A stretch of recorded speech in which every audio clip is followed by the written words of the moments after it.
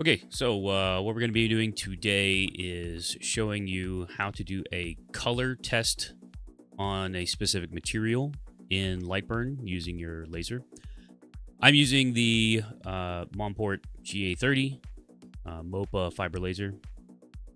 Whenever you open up Lightburn, you will have an option to come here to Laser Tools and Material Test. It doesn't matter what you have on your workspace right now. This kind of works separately from that. So you'll click on Material Test. Just to orient yourself here, whenever you do a material test, it will lay out a grid, and it will show you different combinations of different factors on that specific material, depending on what you've chosen. For the material that I'm doing, it's 316 color. 316 stainless, we're doing a color test. This is a previous one that I've saved, but I wanted to show everybody exactly what I did in my material test to get the array of colors that I have. So I am doing frequency and Q-pulse. Those are the two factors that I decided to change. And just to start at the top here, this is how many rows you will have. So I'm going to have 15 horizontal rows and 10 columns. Those are going to be my different combinations. So we'll have 150 different combinations of frequency and Q-pulse. This is where you set your parameters. So my minimum frequency will be 100. My maximum will be 500. It will do 15 steps between 100 and 500.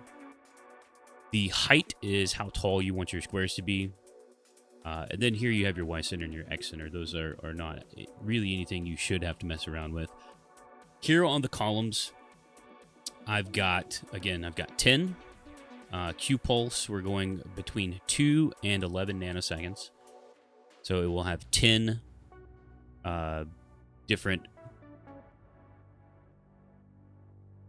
measures between 2 and 11. Again, the height is 3. So going through from 2 to 11. With Q-pulse, I'm just going to have it as round numbers. So 2, 3, 4, 5, up to 11.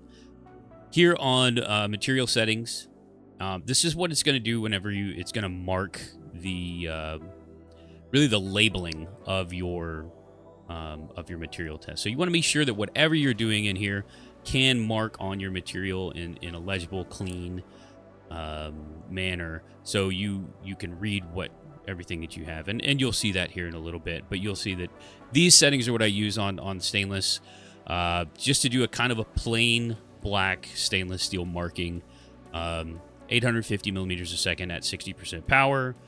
My frequency is 387, Q-pulse of 10. This gives me a nice, clean, just black marking. So we'll hit OK on that one. And then whenever you go to frame it up, this is what you'll see. And here it should be framing up on the laser. And whenever you click Start, it will begin your color material test.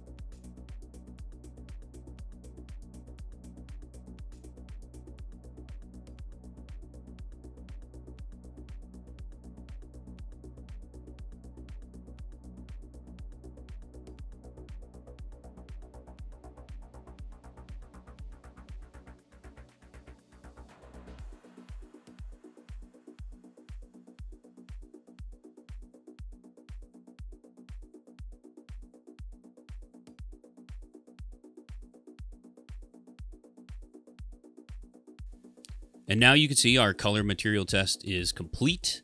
Get you a little bit better look at this from a different angle, a couple different angles. You see we got a lot of grays, blacks, but really a pretty big variety of colors. Yellows, oranges, some real dark oranges, purples, blues, kind of really neat turquoisey teal colors. Once you get over a Q pulse of 11 and in the higher frequencies, I've found that it tends to just be a little bit more dark grays and blacks. So you got a little bit of a narrow band here for your Q pulse, but even just with these minor adjustments, you can get a big variety of colors.